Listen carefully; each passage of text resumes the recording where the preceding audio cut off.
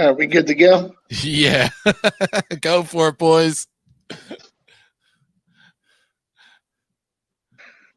All right. Well, Donnie's getting everything adjusted right now. Thanks, everybody, for tuning in. We're back after a long sabbatical due to this COVID-19, but we're here. This is this is big time Tim Cudgis, and I'm here with reckless Donnie Hart. I cannot. Donnie, what'd you do? Donnie, we practiced this beforehand. We got on here. We tested everything out. Donnie was good, but then Donnie had to go to do his sharing, which I love that he does. He does a great job of sharing the show. But during that sharing moment, I don't know what happened to his microphone. Donnie, your microphone, it went away. No, your microphone's done. Donnie's not good at he is not good at streaming videos, but he's good at left hooks. Yes, that is true. That is very true. This is the first time I've ever had it where the pre-show, everything's perfectly fine. We go on, it's like, oh shit. Fuck. No. But Donnie does look good. I mean, his camera looks really good. So I mean, that's all you got to care about, Donnie, is that, you know, the money maker looks good. As Mike likes to point out pre-show that his camera's better than mine, but whatever. We digress. So Donnie's working diligently over there on his tablet now. While he's working diligently, because you know we're gonna do it live. We gotta do it live. Work itself out. How is Big Tim Cudgis been going on since we last spoke with you? You know, during these uneasy times, it's just best to keep a positive attitude. So trying to do that every day. Absolutely. Take this thing day by day and try to persevere. Yes, and continue with certain things that, you know, we had beforehand, but doing it in a little different style like this, where we're not actually in the studio, but we're able to continue with shows like this in a different manner. So, but we get people coming into the chat room. What's up, guys? Yo, Donnie. Donnie can't speak right now. So Donnie's playing the mannequin challenge right now. He can go a long time without blinking. He can. So remember to like and share the show. Let people know that we are here, that we are live. And yeah. What else you got? What is? Oh man, there he is. He's on another. He's coming in the back door. Is this NWO, Donnie? Wait, say something again. Can you hear me? Oh, there we go. You got me? We got you. Yeah, do what that button says. That green thing. Mike with all his fancy technologies. Can you guys hear me? There's a little bit of a delay between your mouth and what's saying, but we can hear you. Tim, take over. Let me fix this. All right, so we'll wait to bring on the guest until Donnie gets back. But I don't understand what happened to his phone. It's a phone. What did he hit the mute button on his phone?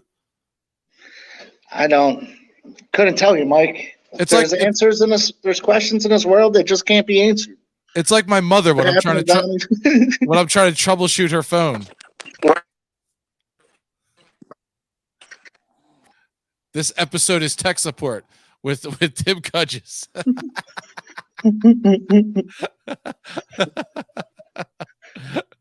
Oh my God. Well, I mean, it makes things interesting. You know, we work these technical difficulties out. There you go. We might not have these problems in the future. We will not. We will not. Tim says that he thinks that Donnie doesn't have Verizon. He does not. I know that as a fact. Because we can't hear him. And that was the whole Verizon thing. Can you hear me now? Yeah. What is on your shirt? Who is that? That's the winner, Barry Horowitz. Oh shit. Had to go support ProWrestlingTees.com. Pick this bad boy up over the week. Knew I was coming back to do a episode of Hungry for Hope, so had to dress up nice. You know what I mean? Can you guys hear me? There you go. Oh my God. Donnie Hart here, guys. Sorry about that, man. We're going on the fly here. I've never done this. I don't do words. I don't do technology. I'm happy it's finally working. I'm so happy to be back on Hungry for Hope. Mike, thanks for having us. Sorry, guys, about that. I don't do technology. I do left hooks. All right. Tim, how you doing? I'm hanging in there. It's we're having a little bit of tough start, but other than that, we're doing good. It's been a while since I've seen you, Donnie. How you holding up? Doing great, man. It's great to see you. Like you said, it's been tough for everybody. I think we have somebody on hold who's going to talk about how this has been. Their local small business owner. His name's Glenn Booth. Glenn's from Mansfield, New Jersey. Glenn, tell us what you do. I'm a general contractor. Thanks for having me on. General contractor. What does that do? You fix stuff? You break stuff? What do you do? Well, we start by breaking stuff and then we fix it. It doesn't always work out in that order. You looking to hire? I'm good at breaking shit. I've broken my life. I've broken relationships. Before I came on, I was watching Donnie mess with his camera here, and it was reminiscent of helping Grandma with the VCR. For some of you younger people, you might not know what that is. You think it was the funniest thing we ever did on the show? So, Glenn, tell us. Let's get back on track here, kid. All right, buddy. You own a pretty decent business. You're a pretty decent guy. How does this affect you? Do general contracting, you fix stuff. You say you break stuff too. How's this affected your business and everything? Well, the calls aren't coming in like they usually do. But I mean, you gotta expect that. I'm not like really pushing to even go out to work. I don't want to be the guy that kills Grandma. I don't know if I have it or I don't have it. Nobody really does. You got a family too. You got a beautiful kids, wife. That has to be a lot on you too. You don't want to go out and catch this thing and bring it home, right? Yeah, that's right. And thankfully my wife has a good job. So since I'm not working like I would normally be working, she's handling the overload. So that's a sugar mommy? Is that what it's called, or Sugar mama? Sugar mama. Sugar mama. Well, I wouldn't go as far as saying she's a sugar mama, but she holds her own. She holds her own. I dig it. So has business been up, down, in between? Tell us, my man. Well, business is definitely down. I'm probably running at 30% if I want to be honest with myself. You know what, though? I'm not upset. It's more time fishing. That's great, man. How's the kids? Your kid, are they in school or? Both of my kids are presently out of school. They are 11 and 6. We're doing, I don't know if you call it virtual school or long distance school, whatever they're calling it. You don't look like a teacher, Glenn. Hopefully you don't have to teach them. I do take part in my son's teaching. I feel like the teachers are going out of their way to try to prove that their jobs are needed. My daughter is doing 4 to 5 hours of school in a day. I think the teachers don't understand that, we might have some kids in different grades that we're teaching simultaneously. So that's making it difficult. But, we're getting along. We don't get it all right, but we're doing the best we can. I understand that, Glenn. One of the main reasons I wanted to bring you on to talk about that, but being a successful local small business owner, I wanted to bring you on because Tim, my buddy Tim, he just got his professional wrestling promoter's license. You familiar with professional wrestling? I mean, yeah, of course I am. Well, Tim is going to start a small business, hopefully a big business. That's his dream, is to do pro wrestling. And during this quarantine, he's had time, right? Tim, tell us, you sat home, he was out of work, and he thought about what does he want to do with his life. And one of his dreams, for whatever reason, was to be a professional wrestling promoter. So, Tim, what the heck did you do? Well, it was just one of those things. Like, I was sitting home, I had time on my hands. I'm still technically working from home, but there wasn't much to do, as there's going to be more and more in my line of work in the next couple weeks. Glenn, you don't know what Tim does. Tim's a drug dealer. Most of the corners we couldn't open most of the corners, so it's like, you got to deal with that shit. That's the proper term nowadays. A street pharmaceutical rep, Donnie. Thank you. Be more professional. Tim, if you're looking for a personality, I mean, I could be like the contractor. Just throwing I it out break there, shit. I break shit and build it back up. including heads. Sounds like my life story, broken and built back up. So, Tim, tell us how you went about. How'd you get your professional wrestling? I know Glenn's interested. How'd you get your professional wrestling thing? See if Glenn can give you any tips. Well, I mean, I just looked everything that I had to do up. There was a bunch of stuff, a bunch of hurdles that I had to come through before that I You don't just look like did. the one that can jump a hurdle, Tim. I run through the fucking hurdles, Donnie. That's what I do. And that's what I did during this quarantine. Ran right through it, figured it out. So now you own a professional wrestling license. Yeah, I do. And tell the I probably got that during the best time you possibly can with all the live events going on and everything. I'll probably expire before I get to actually use it. Well, I heard word that Vince McMahon's part of the entertainment rebuilding of the opening of the country again. I mean, maybe that's your next gig. Well, yeah, I mean, the wrestling was deemed essential in Florida. So, just saying, PA, grow up. Well, Florida's a little kooky anyway. Nothing against Florida. So Glenn, he starts this wrestling company. He might need a guy to build shit, break shit. Glenn Booth Construction out of Mansfield, New Jersey. You might be the guy to call. How will we find you if we want to call you to build something or break something? Well, Facebook? I am not on Facebook. I don't have my company on Facebook. I try to get most of my business word of mouth. So, you want to email me for an estimate? It's boothconstruction2012@gmail.com. Boothconstruction2012@gmail.com. That sounds great. Glenn, anything else you want to share with us before we let you get back to your beautiful family? Well, it's a pleasure being on with you guys. Glenn, thanks for stopping by. Keep breaking shit and keep fixing shit. And, we'll let you know when the Wrestling Federation's up. I'll do the best I can. See you, bud. See you. So, Tim, let's get back to business.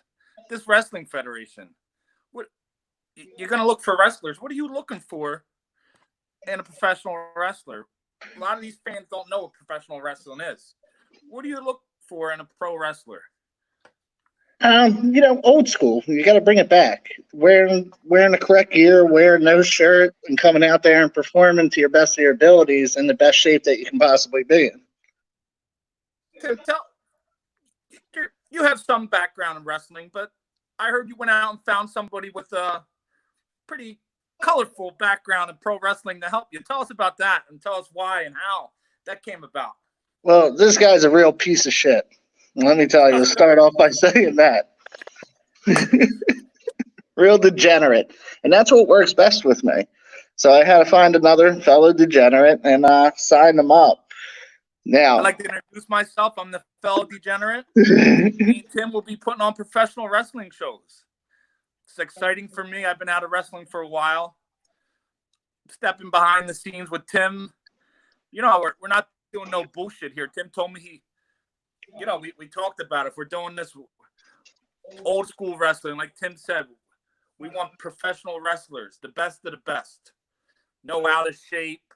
We were just so sick. Me and Tim started this thing. We started watching pro wrestling, and a lot of these local people, man, they're embarrassing.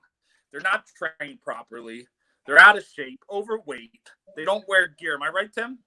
right, and that's the thing. Like, I'm not setting out to this to be a half-assed promoter. Like, I'm setting out to this to be the best promoter I possibly can be, and I expect that out of the wrestlers. Same work ethic. Strict rules, man. You're going to run a tight ship, right? Absolutely, and you're going to help me do that. I just get the phone calls forwarded to Donnie's phone. Just hit the button. Forward. I learned so much. A lot of people know my background. I was trained in professional wrestling at the Monster Factory by Pretty Boy Larry Sharp. He's a guy who trained King Kong Bundy, Bam Bam Bigelow, The Big Show, countless other people. Well, some of the ins and outs. Some of the rules in the gym that you were telling me about, where they caught my interest, and a lot of them made sense. Like some of the things, I forget, if you're a certain person on the card, you can't go outside the ring. Like showing discipline, stuff like that, where it's not a free for all and there's a certain mapping out to it. We had discipline. You know, this was a privilege. Professional wrestling's a privilege. A lot of these people, you know, they train for a couple of days. They want to call themselves pro wrestlers. They get these fake belts. They get some of their friends. They call themselves a pro wrestler. Man, get the fuck out of here. They're not pro wrestlers. They're wannabes. Yeah, that only worked for Joey Janela. Night out. You know, we trained hard. And I seen Larry Sharp kick more people out of the wrestling building than he let in. It used to be a protected society. I feel like now a lot of bums, bozos, jabronis are in it. Kind of like, I feel like what we're trying to do is keep them bozos on the outside. You know what bozos do? They buy tickets. There's nothing wrong with buying a ticket and being a fan. It's when the fans try to jump into the ring. Nah, man. Not everybody was born to be a pro wrestler. There's nothing wrong with that. I wasn't born to be a doctor. You know, you're not going to see me show up and try to fix your broken, you know, heart, Tim. Were you over in North Korea recently? North Korea? I probably should have. Kim Jong-un got killed from fake surgery or some bullshit's the rumor. Because there's probably some jabroni pretending he was a doctor. Like these guys are pretending to be pro wrestlers. Jamokes, Ray. A bunch of jamokes. Ray, you do concrete. My buddy Ray, he does concrete. Could you imagine somebody coming around and pretending to be a concrete guy, and then they tell all their friends? They're jabronis. People work hard for careers, doctors, lawyers, concrete finishers, pro wrestlers. And it piss off people when they see these people. They wear these fake belts. They wear T-shirts and gym shorts, and they jump in a ring and call themselves pro wrestlers. No, you're not. If you come to one of Tim's shows, I'm going to show you the door. Right, Tim? Absolutely. And don't get me wrong. Like, there's these places, there's these different feds that do the niche stuff, like death matches, stuff like that. That's cool. I enjoy watching them. But shit like that's not going to happen. There's a place for death match when it's done right. Definitely. I'm talking about the guys who, you know, barely were trained calling themselves pro wrestlers. I mean, unless you're Nick Gage or Matt Tremont, you know. Yeah, they do it great, but nobody's them. They're awesome at what they do. Gets me pissed off, Tim. Seems it really grinds your gears there, Donnie. Let's get back to serious shit, Tim. Think you're gonna have your buddy on, Hazel Roche.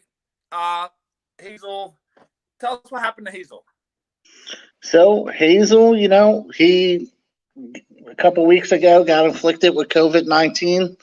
Went to the hospital. A local Philly guy, a hardworking guy, a great father, great son, you know.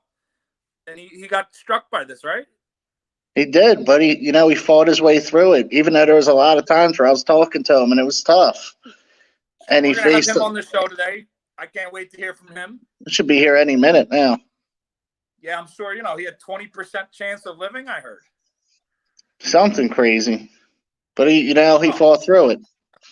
This thing's real. I think people don't realize until you see a guy, one of your friends. Yeah.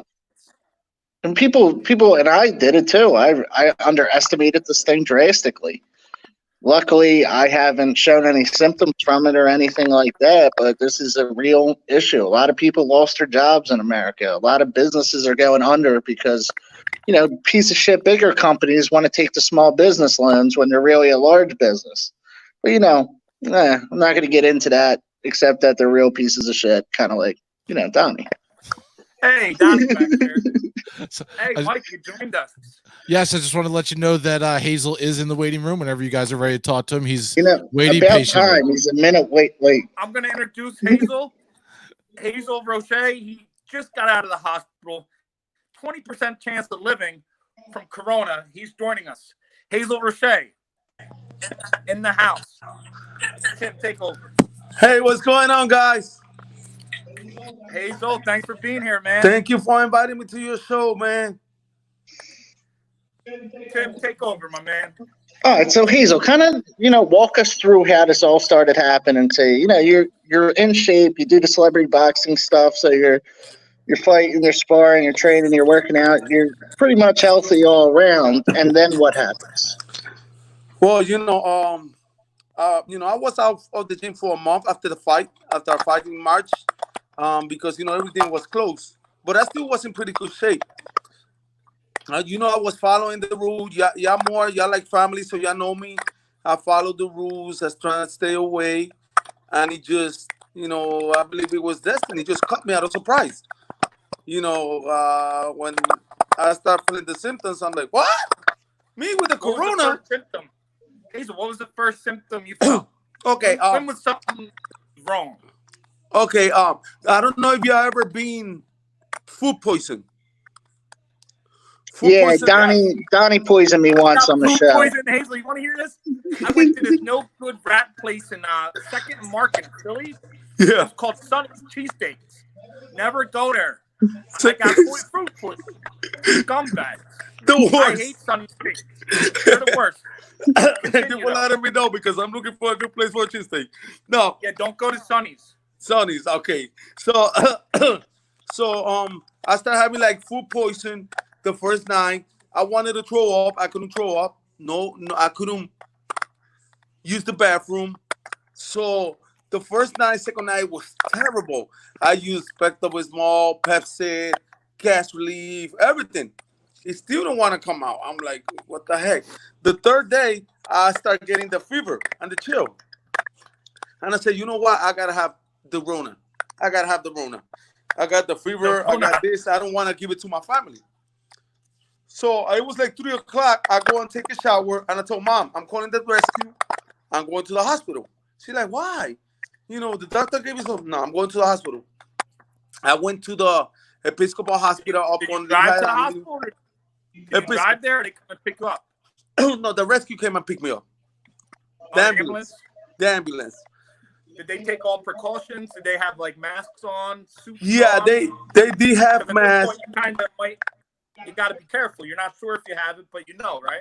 Well, yeah, when I call, I tell her, listen, I'm losing a little bit of breath. I'm like, my stomach is killing me. I need something. I need to help me. My stomach is killing me. I can't no more. I used to drink ginger ale. I used to help a little, So I went to the hospital. They admitted me. They put me some IV. I started feeling a little better, but not supposed to. They did all kind of X-ray, MRI. When they came to MRI, they said, we see something in your lungs. So I'm like, okay. So that means what? Yeah, we might think you coronavirus positive. I say, do what you have to do. They did a swab, put me in a room. They said, we're going to keep you over there for 2 days. We're going to keep you over there for 2 days because we want to make sure that when you go home, you are doing good. I'm sorry. So you're good, man. Take your time. Yeah, I'm sorry. Sometimes I lose breath from. I'm still, recuperated. So you're just old, man. That's what it is. That's what it is. I feel like an old man for real. So the second day, they say, you know what? We had to transfer you to Temple University. I'm like, why? I feel good. We had to transfer you. They transferred me to Temple. I was just fine walking in the room, bored. Third day, I just started losing my oxygen. They say, get in your bed, lay down. They put the oxygen too. Boom, send me to intensive care. So I'm like, well, I'm going to intensive care. I mean, it's not like the doctor said you have to come over here. But they didn't tell you specifics on why? Let me tell you something. They with this virus, they don't tell you nothing. How long did the test take to come back? Next day, 24 hours. 24 hours. 24, 24. In, man. 24. So if you do it today, you're not. What does that feel like when they finally told you, "Hey, man, you got this"? People are dying all over. That has to really. Anybody that has to take away from you, you had to be scared, right? Well, I wasn't scared when they told me I got the virus. I was scared once I was in Temple intensive care. The doctor came up to me and told me, listen, you know we don't have a cure for the coronavirus. I say, no, but we can try to relieve it. Oh, you know, that's good. That's good with me. I don't feel that bad. The next day, I guess my lungs was already full of all the thing. They had to put oxygen to 50. I see like 10 doctors going over there, and I was like, what happened? You know, like, I'm okay. The doctor say, listen, we gotta be honest. The way you looking, you got a 20% of surviving the virus. 20% chance, they told you. 20%. How does that feel? I'm sure that helps with the anxiety and shit. Yeah. I mean, And you had no alcohol to drink. There was no I would've asked Tito's. for a drink. I would have been like, get some Henny. Well, if you would have been drinking Tito's in the first place, I'm just saying. I would have never had the virus. So when they told me the 20%, imagine my mom was in the hospital too. So it was double the pain for me, knowing that my mom is over there. And you know, the statistics is that all people die from this. And my daughter is in my house. They send her home to take the medicine.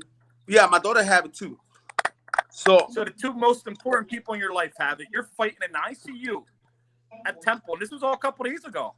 3 days ago. So you know, and when the doctor told me the 20%, all I can do it was like, man, I didn't eat for 9 or 10 days. I didn't eat. All I do was cry, emotional. Not because, it was emotions. Sitting, thousands and thousands of people calling me, praying for me.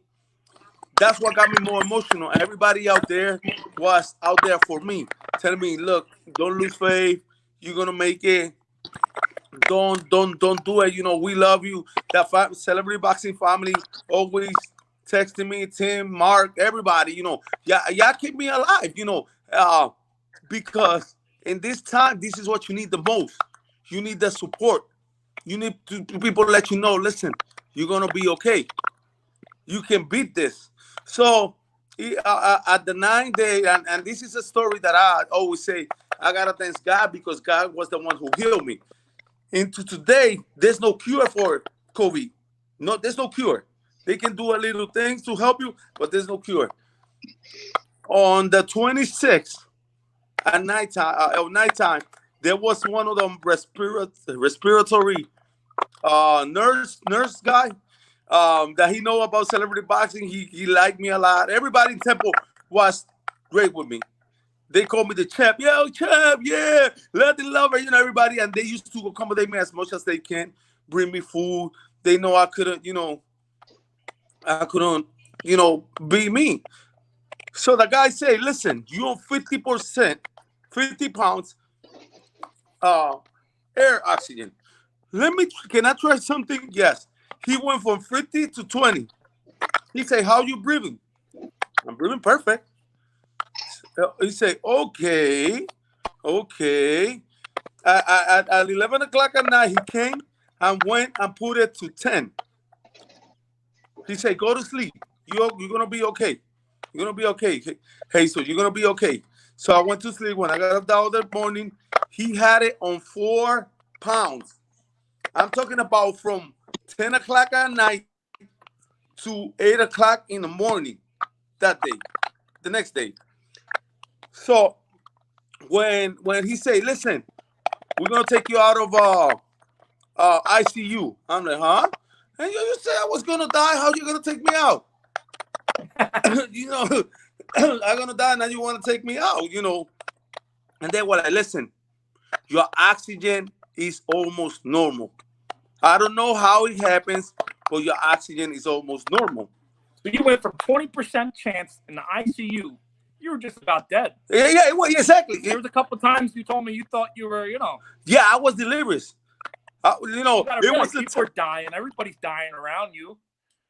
I was so delirious. News. Yeah, I was so delirious. There was a time that I'm like, motherfucking Donnie Charles in the cheesesteak. He put in his video, and I'm over here starving. I was like, you were thinking about me eating a cheesesteak, so I kind of helped you. I was like, I remember this motherfucker. I'm over here that I will kill a cheesesteak now. I will give anything for a cheesesteak. But it was delirious. You probably think about a lot of things. Yeah, it was delirious. You think about your family. as you can see, I lost 30 pounds. I'm like skinny, not healthy. Could you eat? How was your appetite? You know what? I just say some Mexican food. I had the crib before Mexican I offered food. to get you a cheesesteak. And I know I was. I had to get you a cheesesteak. I was waiting for DoorDash over here. Where's my freaking cheesesteak? I was so hungry. I ordered some Mexican food. You know what's crazy? Yeah.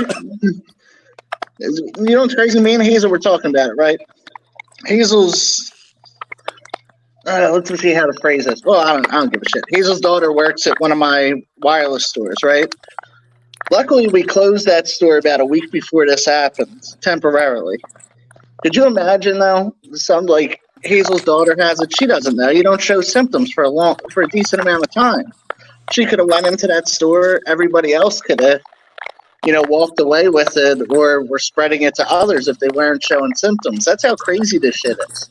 That's why people need to, they need to follow these rules. They need to do this stuff. Listen, if anybody, I know, I've been in the past day, I've been in CBS, the CW, Telemundo, Guapa TV, Puerto Rico. If anybody don't see my story and don't believe it, I don't know how else they can believe something of how big this disease is. You know what I mean? And it will surprise you. I mean, Donnie, y'all know me personally. I'm a 250-pound guy. You understand? And if y'all see me now, I look like fucking, I don't want to say a name in celebrity boxing, but I look like Mark G. Like Matt Wolf. Matt Wolf, yeah. I like Matt Wolf right now. If you see me, look at my face. I lost a lot of muscle weight. Hazel, what do you want to tell people? There's people who aren't taking this serious. What do you want to tell the people out there who think, people are too paranoid? What's your message? My message is, it gets emotional knowing that people don't understand, but when they tell you in a bed for 16 days, for 16 days. You're in ICU with 20% chance of living because of Corona. Oh, well, listen. That's crazy. 20%. So if you can't imagine you knowing that the doctor come and say, yo, you got 20% of surviving the virus. You in ICU because we need to keep you over here. We want to save you. The doctor used to come and pat me saying, you look like a nice guy, man. You're going to come out of it. But you're watching the news. You're seeing people die. I'm sure people are dying in the hospital. People die like crazy. And it's because people, and this is what I want people to know, everybody that is watching the show now, this virus, this is not a cold. People think, oh, that's like a cold. This is not a cold. This is not a flu. This is a deadly virus. You guys know me. I'm always got a smile on my face. I can even get a smile on my face. Yeah. Imagine how I still feel. I beat Kobe. On May 4th, I be completely Kobe free. But it's still my body, so I still gotta heal it. So I tell anybody, I mean, if y'all love your family, if y'all love people, period, all people, young people, stay home. Don't get other people sick, man. There's not a lot of people that can come over here, sit down, and say, listen, I survived the COVID on 20% chance of surviving. My life was, you know what I mean? And when you over there, you by yourself, a lot of people love me and people show the love, but over there's no love shown. It's only you. It's you. Whenever you can grab your phone, that's it. So I just say keep safe, wear mask, wear gloves, and stay home. Play PlayStation, drink Tito, eat a cheesesteak. Drink Tito's. So Hazel, now that you're home, do you still have it, or how does that work? What's your aftercare plan? The virus, I beat it. It's inside of me, but it's dead. The virus is dead, but I gotta wait to May 4 to make sure that it's COVID free. You understand? So you got to isolate until May 4th. You're with your mom, though, because she has to do the same thing, right? Well, look at my mom right there. Mom, say hi. Hi. God bless you. Hi. Hi. So, that's Mom. She's a real soldier. I put him in the ring with anybody celebrity boxing, and she will beat her because she beat Kobe, and she's just fine. I'm on her. She's fine. You know, you sure Manny Strong's running around North Philly with a punching bag on his back. Is he crazy? That man is crazy. He said, "It's what we do. It's what we do." I got my mask. I go to workout. So Hazel, you just beat death. Literally, you beat death. When all this opens back up, what's the first thing you want to do? Do you want to go get a cheesesteak? You want to go ride your motorcycle? What do you want to do when you can get back to?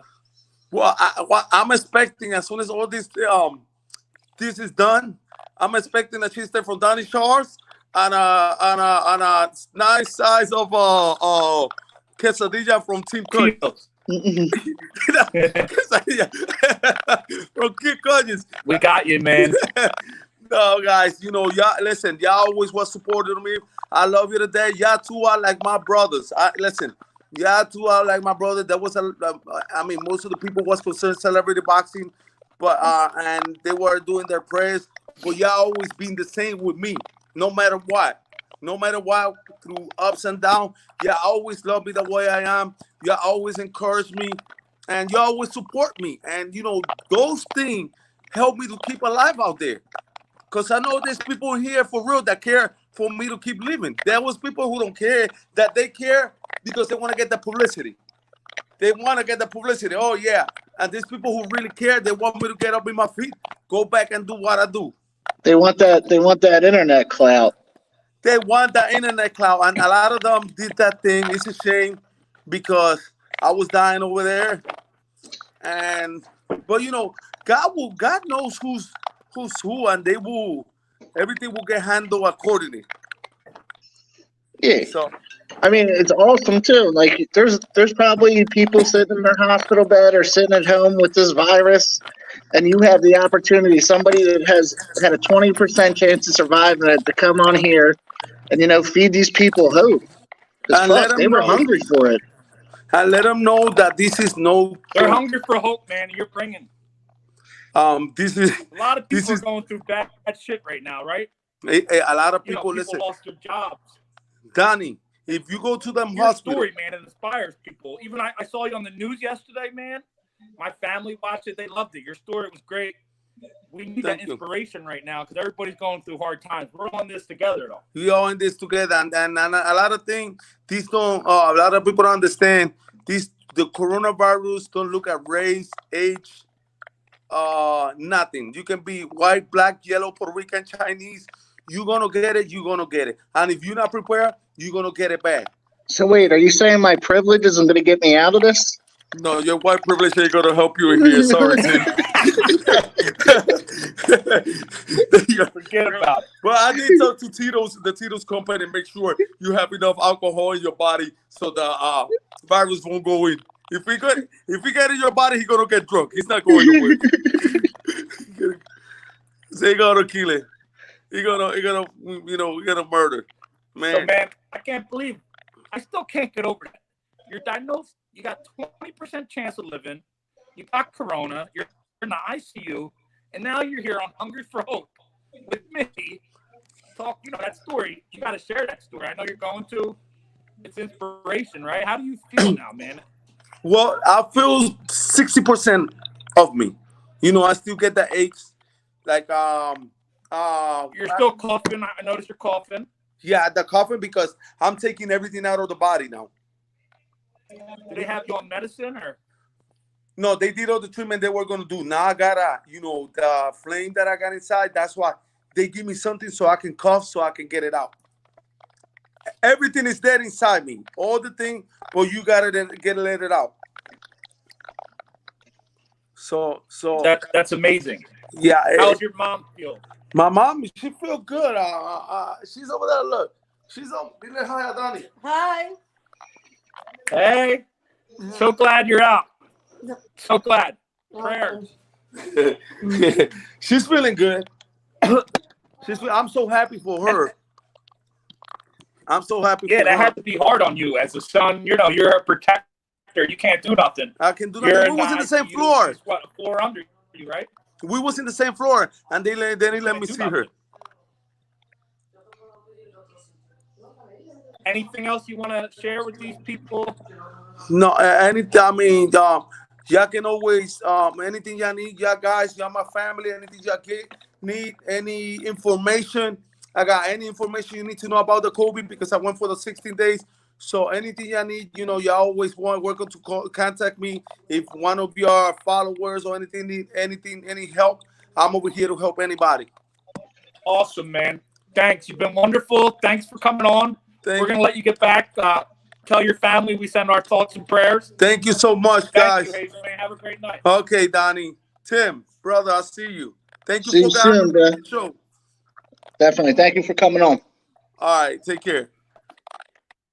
I don't know. This lighting, it feels like it's really playing to my receding hair. So, Tim, how crazy is that? This guy had 20% chance of living. I gotta get a hat. How do you feel about that, Tim? He had 20% chance of living. Like, it's crazy, and it's a shame. Like, I'm glad he pushed through it. He powered through it like a champ. It's an awesome story. It gives people there that are struggling. Like, I hear these people, a lot of people that have it say it's like razor blades in their chest. That's what it feels like. But those people, maybe one or two of them, get a chance to listen to this and listen to Hazel's story. It can give them that hope they need to keep pushing through. Like you said, it doesn't discriminate. You just have to take the precautions. Anybody who just tuned in, we just had Hazel Roche on the show. He did 2 weeks in the hospital. He was in the ICU for 8 of them days at Temple Hospital. They gave him 20% chance of living.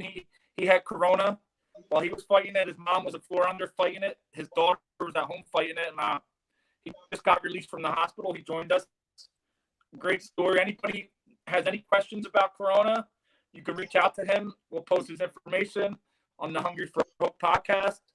Hazel Roche, you can find him. He's a great guy. Awesome story. Tim, you know what I really got out of that? What do you think I got? Were you listening to one part? He said he's in that hospital bed, and he can't do anything. He kept on thinking about Donnie Hart eating a cheesesteak. That got me started, brother. That got me started. Tim, this place, you couldn't stop talking about him. We're in Jersey, so you couldn't stop telling me about this DiVincenzo's place in Cinnaminson, right? Yeah. What do you like so much about their cheesesteak? You told me I had to try it. Well, I mean, it's a delicious cheesesteak that's made handcrafted in the heart of Cinnaminson. Well, they must like you. They brought you 2 cheesesteaks on the house. Did you tell them you were giving me one, or they probably thought you were eating both of them? Yeah, you got the one with the extra poison. So this is a DiVincenzo's cheesesteak, dining with Donnie here. I'm gonna try it. We got fried onions. We got American cheese. Got a nice little roll. I'm normally not a big American cheese guy, but it's all right. Let me tell you, Tim, it's a pretty good cheesesteak. Yeah, it's not bad for Jersey.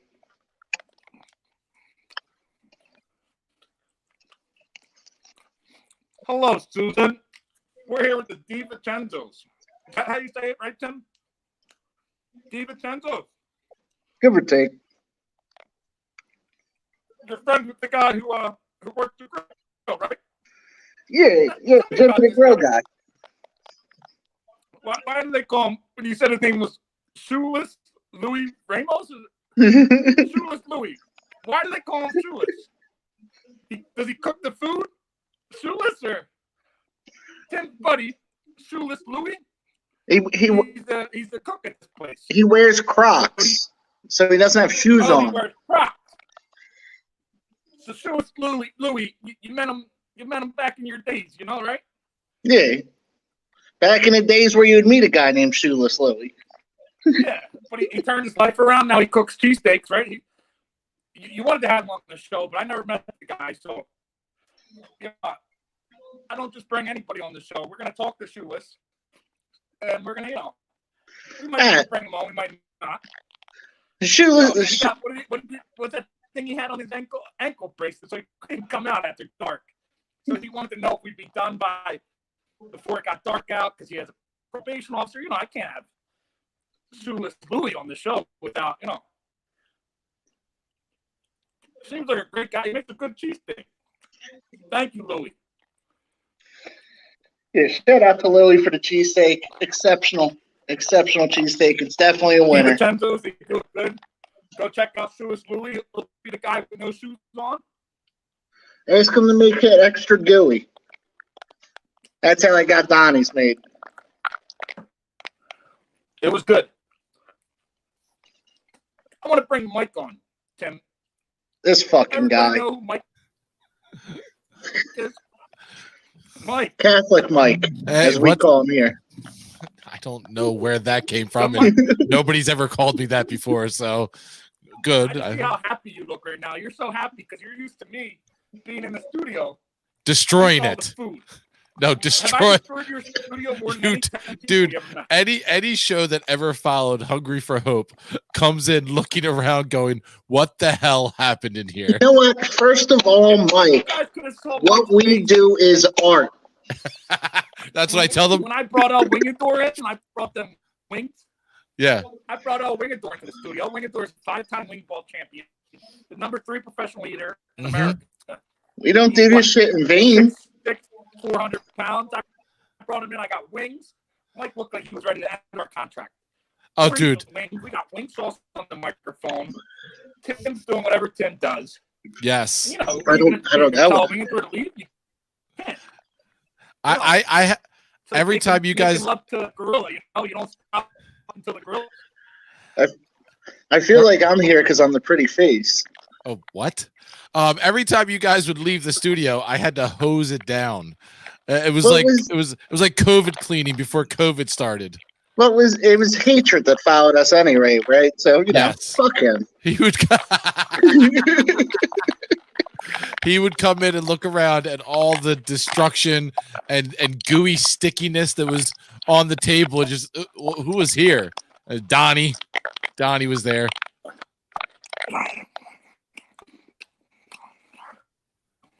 I love cheesesteaks. There's something about them. They're delicious. I was born and raised in this area. Like, you got the meat, you got the bread, you got the cheese.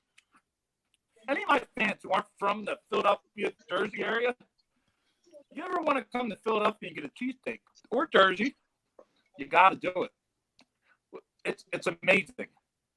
I would never live anywhere else in this world because of the cheesesteak. But you did have a vegan cheesesteak one time too. So you cross all platforms. Everything. There's nothing. I vegan.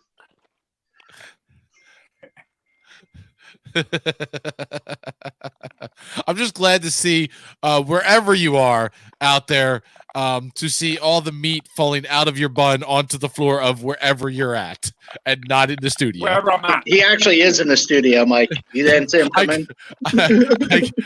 I go back into the studio and there he is just eating a cheesesteak with no pants on. You believe this?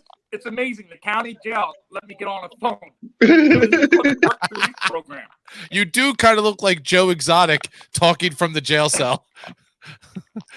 The work release program. Oh my God. You're a friggin' nut. I love it. This is a good. Like, you live in Jersey, right? I do live in Jersey, the place of the best cheesesteaks around. Best cheesesteaks come from South. But best cheesesteaks come from South Jersey. Mike, what the fuck did you just say? I said I don't know. I'm going to the studio. Where at, Mike? Mike, where's your favorite cheesesteak? Actually, my favorite cheesesteak, if I had to be honest with you, is Tony Luke's. I love Tony Luke's, but because not only do you get a good cheesesteak, but they have other good sandwiches as well that are just unbelievable. They got their Tony Luke's is great, man. Wonderful broccoli rabe. We had to put our top 5 on hold until all this kicks over. But we'll be eating Tony Luke's live on studio, in your studio, making a freaking mess. We're gonna be face fucking ourselves 2 at a time, like. Somebody please screen cap him. Wait, don't let me do it. For all the podcast listeners out there, just act like you're flossing with both of your fists. That's what Tim was doing. I was talking about cheesesteaks. What else did it look like? I don't know. How else does somebody eat 2 fucking cheesesteaks? I don't know what you're getting at, Mike. You're making Donnie uncomfortable. Back to business.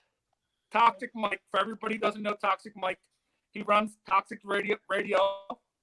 That's the studio and the radio show we broadcast live out of. So obviously we're on Skype, or what do you call this, Mike? This is actually, we're on a service called StreamYard, but we are broadcasting. Right, so we are broadcasting. Anything that involves video on the internet, Donnie just assumes it's Skype. I know, it's fine. We are broadcasting live simultaneously to Toxic Radio's Facebook page, Hungry for Hope's Facebook page, Toxic Radio's YouTube page, Toxic Radio's Periscope page. We're going all over the place right now. So, Mike, you do a bunch of shows. How has this affected your Toxic Radio business? This whole, obviously, you had to make the right call. You had to shut the studio down. There are other podcast studios and radio studios right now that are still running. Again, it's everybody's personal choice in terms of media and broadcasting, because broadcasting technically is considered essential because you're putting out entertainment and news. But I thought it was the right thing to do because, you know, you could do as much cleaning as possible and disinfecting and everything. But just like Donnie, just like Hazel said, yeah, you just saw Hazel, man. You don't want to be the reason. Right. Hazel said he was doing everything right. He was doing everything the CDC was saying. He was washing his hands. He was following all the guidelines and still got it. And the last thing I want is any of our shows to get it, because I truthfully feel as Toxic Radio is a family of shows. We all look out for each other. We all help each other out. We all go on each other's shows, and we all support each other. And the last thing I want to see is one of us go down because of our love for broadcasting, our love for our shows. Something we love shouldn't affect us negatively in that way. So I would rather put it down for a little bit, knowing we would rise back up, but put it down for right there. And luckily, I was able to pull together this way of doing it, which isn't ideal, but still shows that we're here. We're here to entertain. We're here to share stories. We're here to have interesting guests on, and we're here to eat cheesesteaks. Well, and Mike, this will probably be the first and probably the last time I ever commend you. But you know what? You did the right thing. You closed it down. But I give you credit to where you found another way to get the people's voices heard, to get these shows out there, and to give people quarantined, stuck in their house, something to watch and listen to if they make the mistake of clicking the button when me and Donnie are on. Right. We've actually, I've been watching the numbers. We've had a ton of people tuning in and out all this whole entire time. So even if we gave them 5 minutes, 10 minutes, 20 minutes, 30 minutes, 45 minutes of something to break up the monotony of their day, then we did our job. Hold up, Mike. Mike, what was that word you used? Monotony? Monopoly, yes. We broke up their monopoly. You do that shit in my household, you're catching hands. I told Tim we didn't want to bring you on. I told him you were going to use big words. You were going to make us look stupid. Tim's like, oh, no, he's a good guy. Bring him on. I said, no, let him behind the scenes, Tim. And you come on here and you start throwing big words around. What's next? Connect 4? Yes, that's the next big thing is Connect 4. You're going to try to expeditiously do something, Mike? Next, is that what you're going to try to do? Next Hungry for Hope, we're playing virtual Scrabble. So, Mike, that's how bad the world is right now. These people's lives are so bad. They got everything taken away. That Wednesday, 7 p.m., they're tuning in to watch me eat a cheesesteak. Like, how low can one's life be? The Suckers. Like that, you know, Tim talked about his like rock bottom in like Kensington and my rock bottom in jail. They gotta be worse. They gotta be like, they might be death row. And they're like, oh, let me see Donnie eat a cheesesteak before you know, put it in my vein. People love that. Sadly, the podcast listeners, the people that are listening to this audio wise, can't watch you in your glory, stuff a cheesesteak down your face. So everybody that's listening to the podcast version, tune in every Wednesday night at 7 p.m. to watch this madman 2 cheesesteaks at once. to eat 2 cheesesteaks at once. I can describe it word for word. Oh my God! I got cheese on my face. It gets pretty freaking ugly here. I thought he was going to start rapping. I honestly did. I thought it was a cheesesteak wrap. Can you do a cheesesteak wrap? Put something together. I'll put it all over YouTube. I don't do words, Mike. I do left hooks. There you go. I think the people really tune in for Tim. I don't think they tune in to see me eat cheesesteaks. I think they tune in to see that crazy big time Tim. I mean, look at him. I would swipe right.